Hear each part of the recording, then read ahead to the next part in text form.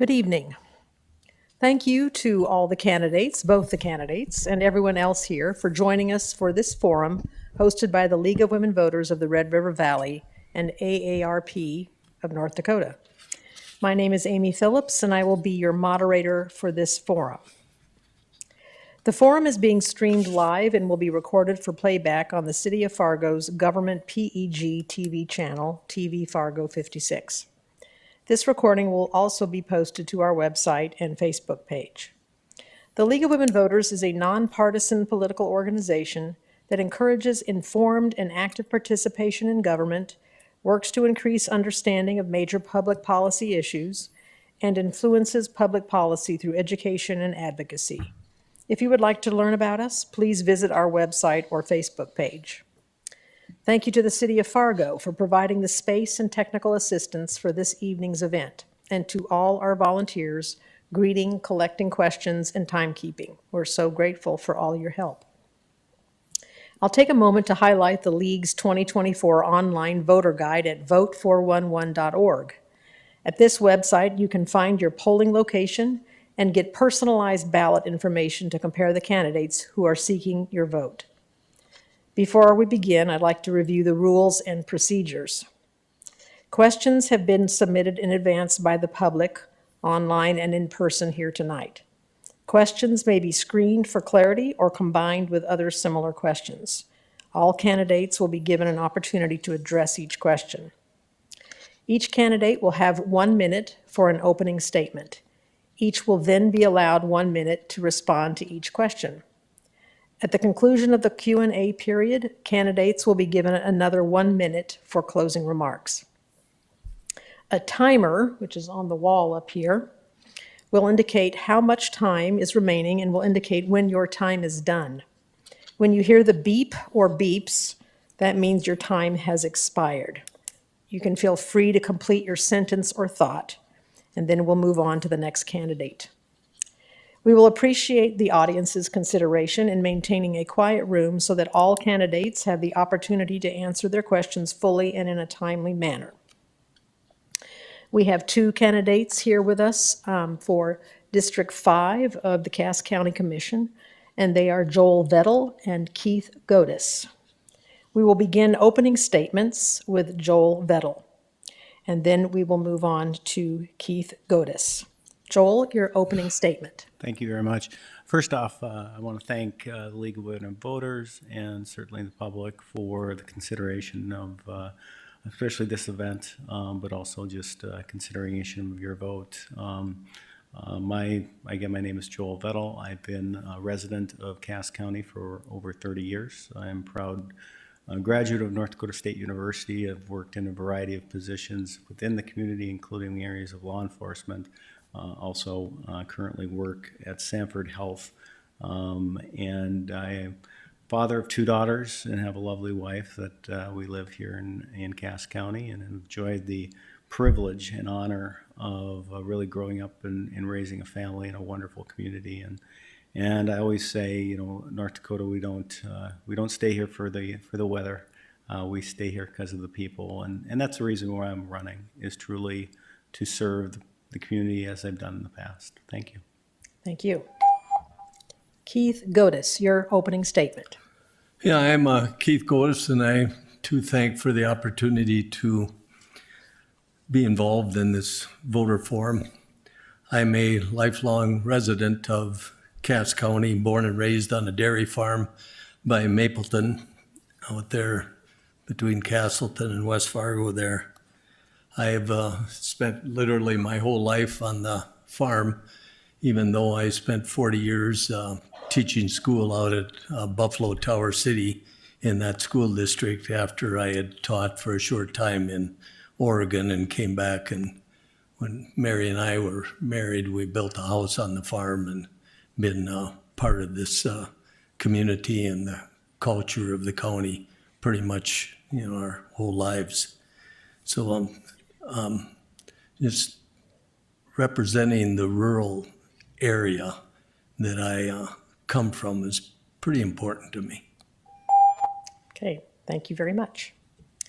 Our first question will be directed to Keith first.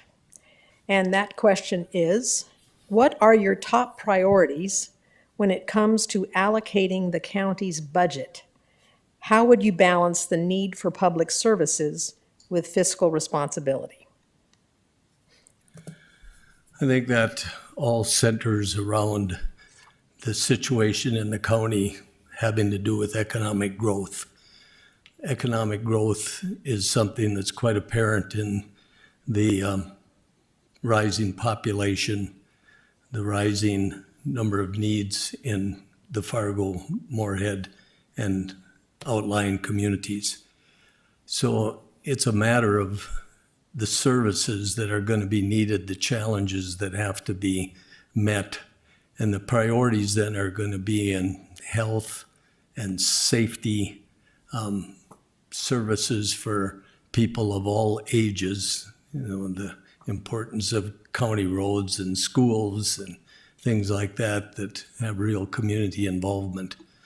So it all centers around, economic growth and how we pursue the impact of that. Thank you. Joel? In my over 20 years of law enforcement experience in this community, I have found that the safety and security of our community is one of the top priorities that we need to focus on. We all recognize times are changing, and we need to change with them to make sure that the quality of life that we have in our communities stays strong. And being safe and secure in your home, being safe and secure in your communities is one of the top priorities. Other areas that are certainly ones that we need to work towards and provide resources towards, including housing issues. We all recognize housing is one of the best ways that we can attract and keep and retain people in our communities for workforce. And that's the third one. When you talk about really the lifeblood of our communities, it is truly finding people that want to come here, raise their families, but they need to have quality employment, and we need to have those people come here and fill the great jobs that we have. Thank you. Thank you. And Joel, this question goes to you first. What specific infrastructure projects do you believe are most critical for the county? How will you address the ongoing maintenance of roads and public buildings? Well, I think one of the major issues right now concerning is the jail. I think is one of the most relevant issues that we've seen in the last 10 years. Our court systems continue to have needs, but also law enforcement in the area of the jail is extremely important. That has been on the forefront. Certainly, when we look at out of the roads in our counties, we've got to make sure that we're spending the money to make sure that people can travel and find, and those roads are safe. And so those are certainly the diversion issue that currently is under construction is going to be top priority as we move forward. And I think we all recognize that we do have limited resources. We need to be very conservative in those areas, but we also need to spend the money to not only keep the quality of life we have, but certainly maintain the areas that we feel are important to the citizens of Cass County. Thank you. Keith? Reflecting back on the first question, again, my top priority is health, safety, infrastructure. This would be the same kind of the importance Joel has mentioned of the absolute need for a jail. That's quite evident. The impact on the court system of Fargo because of the outlying communities and what's going on has forced that issue. And so I would really think that would be high in the priority list. But tying the county together in an infrastructure system that not only addresses the rapid growth in areas adjacent to Fargo, but to realize that the road system is going to be very important in the cohesion of the whole community, which goes out into the rural area. Keeping those roads and highways in as good a shape as we possibly can is a high priority. Thank you. And Keith, this next question goes to you first. How do you plan to approach property taxes and other forms of county revenue? Do you foresee any need for tax increases or decreases during your term? 1 minute on this subject, property taxes. Yes. That is a That's one thing that I have, thought about a long time, not just in the election period here, but for years being a township officer out there in Durbin Township. The property tax has two elements to it. One is the assessment of it, and the other is the mill levy, the spending of it. And both have to be highly scrutinized because the demand for, services is high. And so we have to create efficiencies with that, which includes making the property tax as fair as possible. There's assessment problems that you can see constantly about what the value of the property is up to, an individual's own, assessment of his own. But it's so important to have those two elements working together, the spending and the assessment. Thank you. Joel? And agree that nobody likes to pay property taxes. It's probably the least part of the role of government is requiring those dollars to come to government entities. But it truly is a responsibility that I've had the privilege of doing work and being executive director for a government entity and making sure that those dollars are spent wisely. We need to continue to find ways to utilize private and public partnerships to reduce those costs associated with the services that we have. But more importantly, we need to be responsible to ensure that people don't get priced out of their homes, that we are doing all we can to make a priority to spend those dollars wisely. And as we continue to move forward as a community with growth, we know things cost money, and we need to recognize that we need to be well planned out for our future. Thank you. And Joel, this next question goes to you first. What strategies do you have for promoting job growth and attracting businesses to the county? How will you support the local economy, particularly in rural areas? I think the biggest way we can be supportive of growth in our communities is oftentimes work with private business and then get out of their way. Private business has a way to do a tremendous amount of work, if not governed to death and not restricted in what they're doing. And we need to be partners with our business communities to ensure that they have the resources they need to grow their businesses. Many of the businesses in our communities are family owned. Many of them work towards trying to make sure that the services that they provide to our communities that are vital have to be part of what we do. And so I'm a big believer that the government is not to be overutilized in regulation, but there to support its citizens, and that includes workforce issues, such thing as supporting the Workforce Academy, such things as supporting some of our chamber work, to try to ensure that we're doing all we can to support the great work that our businesses do. Thank you. Keith? The responsibility of the county in areas not only of transportation, but amenities that are necessary to draw people.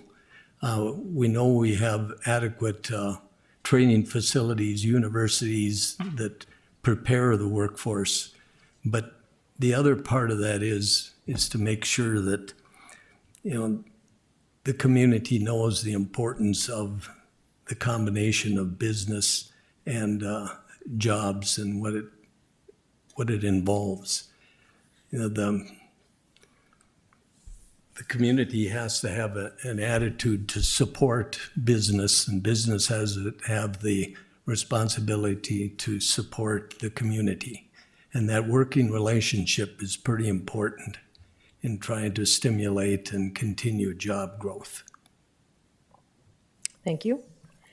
This next question goes to you first, Keith. The county purchased the building northwest of the annex. How should we best use that space? I think some of the conversation about that has been the importance of the court system and what they need in that. The pressure on the court system has been pretty much on an upward swing because of what's happening in rural areas and the pressure on the court system. And so I think that's the number one priority, but the county has to really scrutinize and figure out exactly what they need. They got to be efficiently using that for whatever, the growth areas are. I'm not completely sure of, which areas, not being, on a day-to-day basis with the commission yet, but I know the courthouse has been, in what I've observed, a very important priority for that building. Thank you. Joel? The history behind that building being over a 7-year-old former elementary school, the building itself is not structurally sound to take care of the needs of what they are looking for. So certainly the property is an incredible piece of property and will be vital to the growth of the courthouse and the services that are provided there. And I think to my opponent's point, I think one of the areas that they've really looked towards is a way to expand the court system. They know they need a new courtroom. The necessity of that means that other services in that area need to be pushed somewhere else. And so the growth of our courthouse needs to be responsible, it needs to be well planned out. We need to have a sound plan in place before any ground is broken. But I think it was a good purchase. I think it provides them the needed areas so that in the future, we don't need to build a new courthouse. All we really need is the land to expand. Thank you. And Joel, this next question goes to you first. What are your plans to address workforce shortages in key sectors like healthcare, education, and skilled labor? How will you ensure that local training programs align with the needs of employers in District 5? I think I come back to that partnership with private and public entities, and that I think that's extremely important. First of all, the government's role is really to support those businesses to attract great workers to our communities, retain the great workers that we have, but also to educate. And I think a prime example is the Workforce Academy that is now currently being built. That is a project that has worked in other communities, and we hope it'll work here, because we need to keep retaining our kids. As a father of 2 daughters that are in college right now, I want them to stay here. It's selfish of me, but I want them to stay here. But I also recognize we live in one of the best communities in the country. I think there's a lot of great opportunities here, but we need to take and work towards strategies that really attract and retain the workforces. And education is a big one, but we also have to invest in our businesses and get them to really help us make these a vital part of it. Thank you. Thank you. Keith? I would probably reiterate what Joel just mentioned. The training academy, workforce academy, healthcare is very important. I think one aspect of this that is going on is in the school systems. I think the vocational part of that is they realize that we need healthcare workers, and they're responding to that need in high schools in the community. And I know even where I taught in the rural area at Maple Valley, there was Valley City's Vocational Center, and this goes back quite a number of years, is that they were training 20, 30 years ago already what was an impending need in nursing homes and such. So I think what Joel said, plus the idea of working closely with those high school programs, starting to train younger people to step into those jobs where there is a great need. Thank you. And Keith, this question goes to you first. How will you work to protect the interests of local farmers? And what specific policies will you support to address the challenges facing the agricultural sector, such as droughts, market fluctuations, and farm sustainability? Well, the first thing that we can do on a county level is to really work hard and look at the road system. This isn't an agricultural community that I grew up in back in the 50s and 60s with a 1.5-ton truck to the Durban elevator. These are 1,000 bushel semi-trailers that hold 80,000 pounds of, product. And so there's tremendous pressure on our roads. So from a county level, the importance of those roads are very, very important. And then working with, I work in the crop insurance industry now since I retired from teaching. And, the federal programs of doing what you can to cooperate with crop insurance has been a major idea that the federal government has used, and what the county can do to promote farmers in that area too with the local FSA agency. That's pretty important too. Thank you. Joel?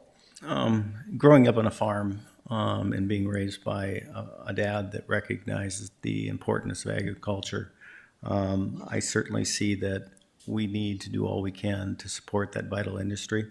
It is still a critical industry in our region, and especially here in Cass County. And I think we need to, as Keith said, we need to support them in ways that the county can. And really, those are the infrastructure areas. Roads are extremely important. We've got to continue to be making sure that we are on forefront with water and watershed issues. Those are critical for farmers. And we also need to recognize that at any given time, their markets do fluctuate greatly. And especially in our rural areas, the small farms are kind of gone. And it's a lot of larger farmers, but they're taking big risks and they're gambling each and every day. And so we need to continue to support them in any way we can. Thank you. Joel, this question goes to you first. How do you balance the need for development with the preservation of farmland, green spaces, and environmental resources? Certainly. Simply, you have to have a well planned out theory on how you want to grow. I think we've done some great things when it comes to our growth in our county. I also think we've had some missteps, and we need to continue to find and make sure that we're reflecting back on our past mistakes and really educate and make a great plan moving forward. And growth is important. If we don't grow, we die. And so we need to continue to find ways to grow in a constructive manner. All those things entwine, whether it's rural or whether it's urban, whether it's Fargo, whether it's Castleton, whether it's Kindred. They're all looking for, as communities, to grow. And how do we support that? Again, we look at infrastructure areas. We look at ways to bolster their abilities to grow as communities. Thank you. Thank you. Keith? I think the answer to this question revolves around planning and zoning. I reflect back on when I served on the Mapleton City Planning and Zoning because they needed an extraterritorial person on their board. And that was 20 years ago plus. And now I currently serve on the County Planning and Zoning. And this is absolutely necessary. I can see the changes in 20 years over the need to effectively plan and then set up zoning restrictions. This isn't back in the 70s. I can remember Durbin Township, the first zoning ordinances such were, written. But now there's so many more complicated needs of where roads and accesses are going to have to be. And that has to be heavily scrutinized in the next years now as the growth continues. So importance of planning and zoning. Thank you. Joel? I think that goes to you next. Oh, can you repeat the question, Yes. please? How do you plan to support law enforcement, fire departments, and emergency medical services in the county to ensure public safety remains a priority? Again, my experience with law enforcement over 20 years has uniquely provided me the opportunity to really look at those issues and find common ground. We need to have a cooperative effort amongst not just individual departments, but really across the board. And some prime examples of things we've done in the past with law enforcement and fire is our regional dispatch center, a combined resource that allows us to serve the entire county. Our Red River Valley SWAT team, which has been a tremendous service not only to Cass County, but across the Red River. And also just look at ways that we can be more efficient with those services. And we work hand in hand with each other each and every day when it comes to law enforcement. I think that expansion we see specifically in the jail is a vital need that we need to address, but it's not just a Cass County need. Thank you.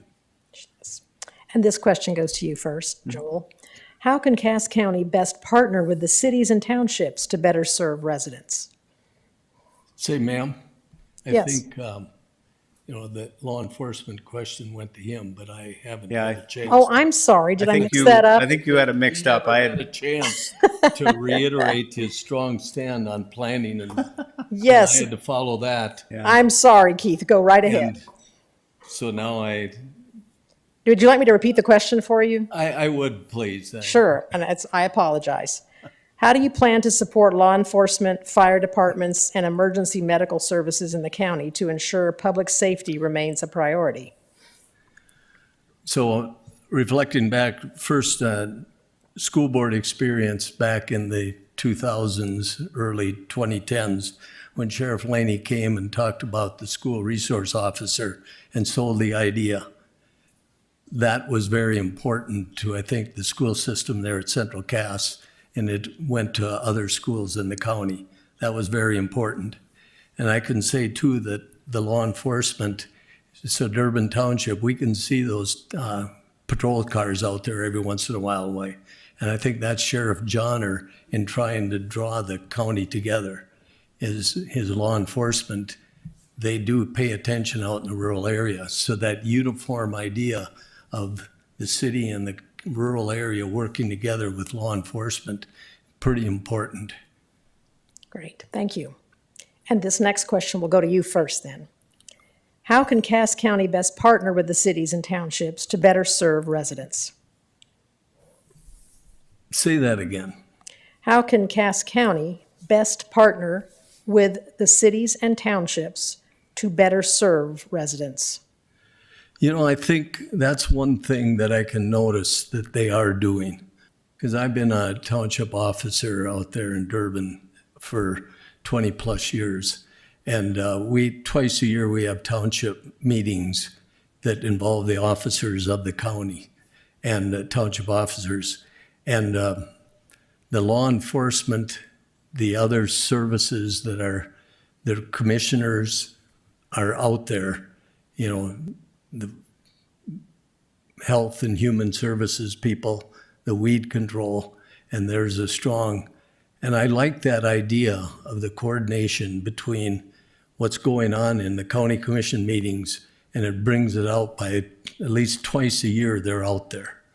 So that kind of coordination, I think, is very, very important.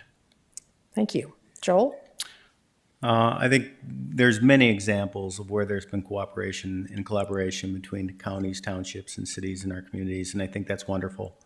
I can also show some examples of where it wasn't so great, and I think we need to continue to get egos out of the way and really find ways to communicate between those entities to ensure that we're doing the best we can for the communities that we serve. We all have the same goal. That goal is to serve the community, make this a better place, and certainly make it a better place for our children. And so I think communication, more and increased collaboration, but also taking the moment when you're in one position on one board to look across the aisle and see what the issues they're dealing with.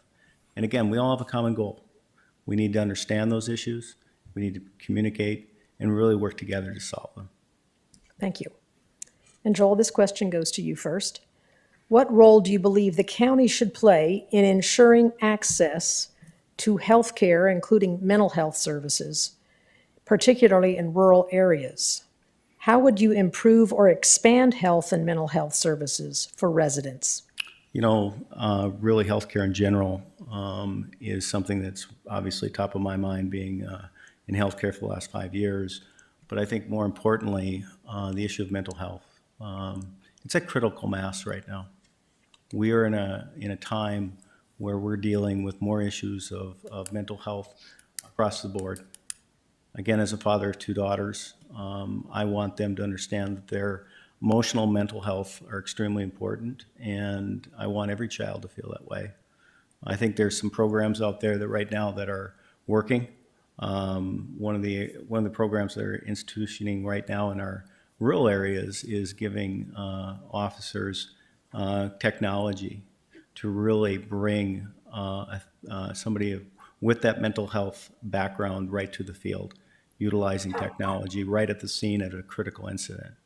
And it's examples like that that give me hope, that there's ideas out there that can really make a difference. Thank you. Keith?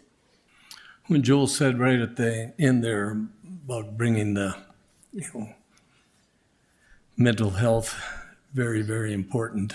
Another aspect of this, what my wife is involved in, is the community of care out there in around the county, where they care for the older people's mental health and physical health, and trying to care with rides to important visits to the doctor and such, to make it possible for those people to stay close where they're familiar in their homes and such. And I think the county can, I think they already play a part in that, but they can probably play a more important part in the needs of rural, older people, elderly people out there, along with the mental health of the young people through schools and that it's already been the county involved in, I know, the school system. Thank you. And Keith, this question is to you. Many rural areas still lack access to high-speed internet. What steps would you take to expand broadband access in District 5 to ensure that all residents and businesses can stay connected? Well, I think you do what they're doing out there, is that there is at least 2 or 3 different entities that are adding, high-speed internet. I know in the area of Durbin Township, we've got at least 2 entities that are putting fiber optic cable in, coming in from the south and one from the east.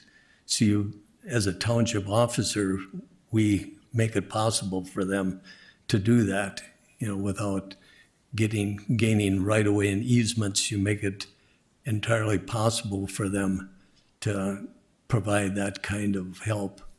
And then working closely with, the federal government, I know, and the state is both promoting that. So the county's job is to continue that working relationship, trying to add that factor, because it really does help to have that communication. Thank you. Joel?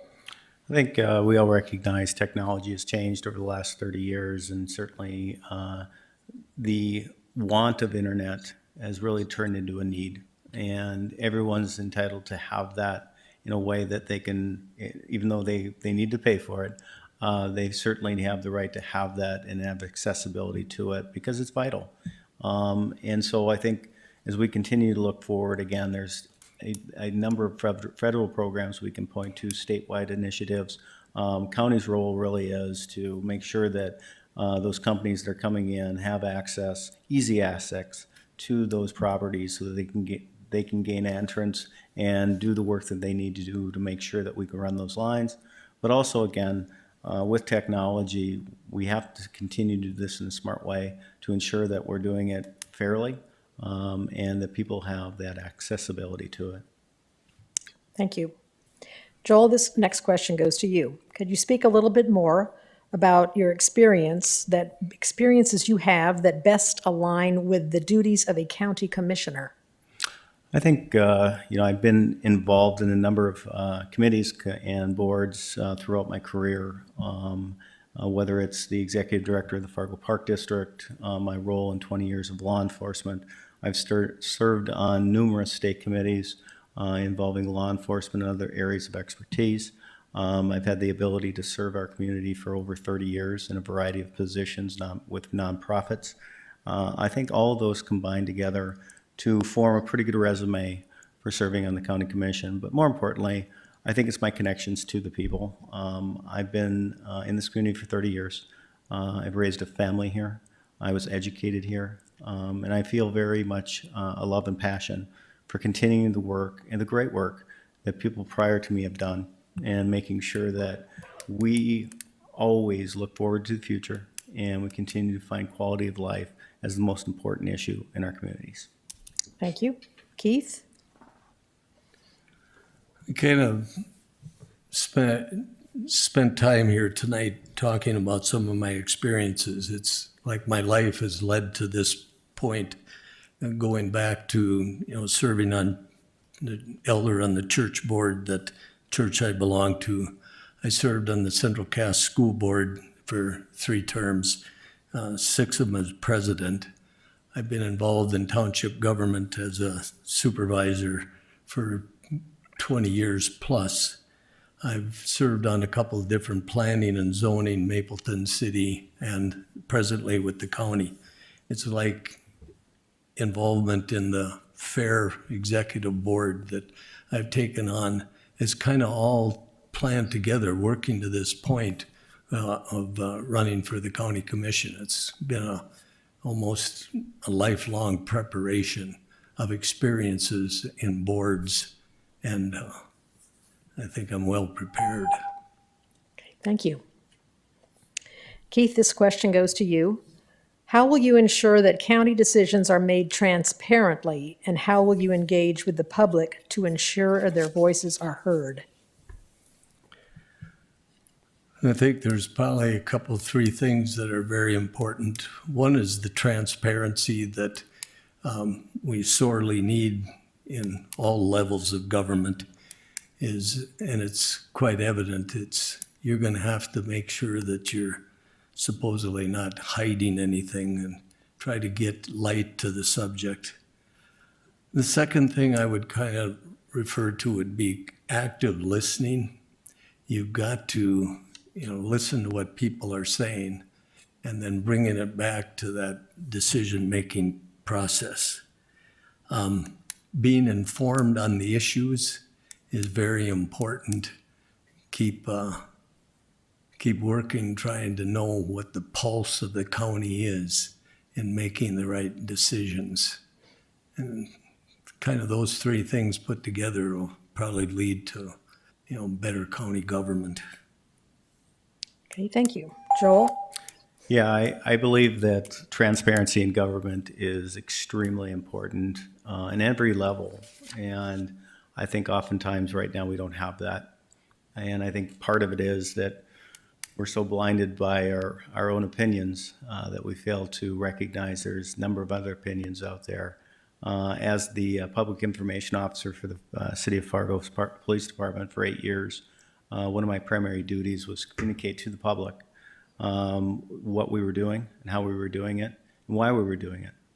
And I took that responsibility to heart, because I think that a well-informed public is one of the best assets that we can have in any government level. And part of that is making sure that not only you're transparent, but they trust you. And trust is an extremely important part of interacting with the citizens of our communities. And if they don't have your trust, they don't have anything. Thank you. This is our last question. And Joel, it goes to you first. What are the greatest opportunities Cass County has in the next 4 to 8 years? I think our greatest opportunity is our youth. We have continued to find ways to educate incredible people, educate incredible citizens, and we've done it in a way that's been, I think, affordable. So I think the youth is one of those great opportunities and one of our greatest assets. What we haven't done a great job is retaining them. We need to continue to find ways to keep our children here. And that comes from expanding our workforce, making sure that our priorities align with offering opportunities of quality of life to them. We look across the state, and one of the things that we have going in Cass County is tremendous growth and commitment to growth. But we also recognize that comes with cost, and we need to continue to invest in our communities, and our best asset is trying to keep people here in our communities with a high quality of life. Thank you. Keith? Opportunities, I think, are going to center around India Shoe and then our neighboring state institutions in Moorhead, Moorhead State, and Concordia, is they put out so many fine graduates every year. And then, like Joel said, keeping those people in the community is very, very important. So Fargo is ideally positioned in West Fargo of growing. The economic growth then is going to create opportunities. And then how we play those out is very, very important, is that we're going to put out citizens, young people, like he referred to, and educated workers. And then that to me is the opportunity, is to take those people and then build them into the community. And you're going to see only good things in the future.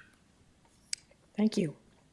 So that concludes the question and answer portion of the forum, and we will move on to closing statements. And Keith, you are first.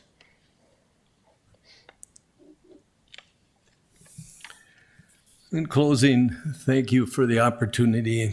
When we did this back in May and such, and I reflected that I enjoyed the opportunity of answering questions that reminded me of my teaching career, where you always had those smart kids that would ask you, and all of a sudden you had to think on your feet.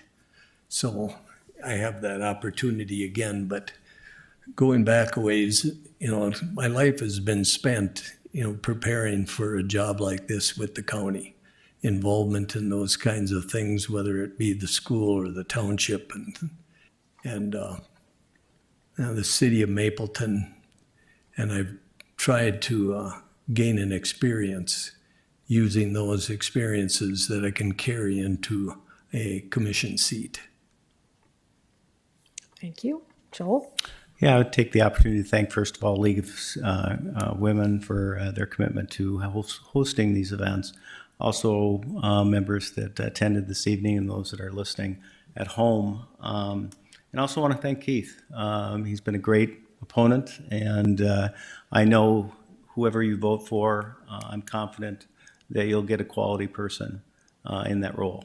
And so my feeling in this race has always been about service, and I want to just serve. And there's no better gift that you can give to yourself than to be in service of others. And I firmly believe that. And I want to continue to work for the citizens of Cass County. And this, I feel, is a role that I'm well suited for. So thank you. Okay, thank you. Thank you to both Joel Vettel and Keith Godis for participating in the forum this evening. And for anyone here or listening, if you'd like to continue learning more about the candidates, please visit vote411.org to help you learn more about their positions on important issues. That concludes our forum for this evening. Thank you to everyone, and have a great rest of your evening.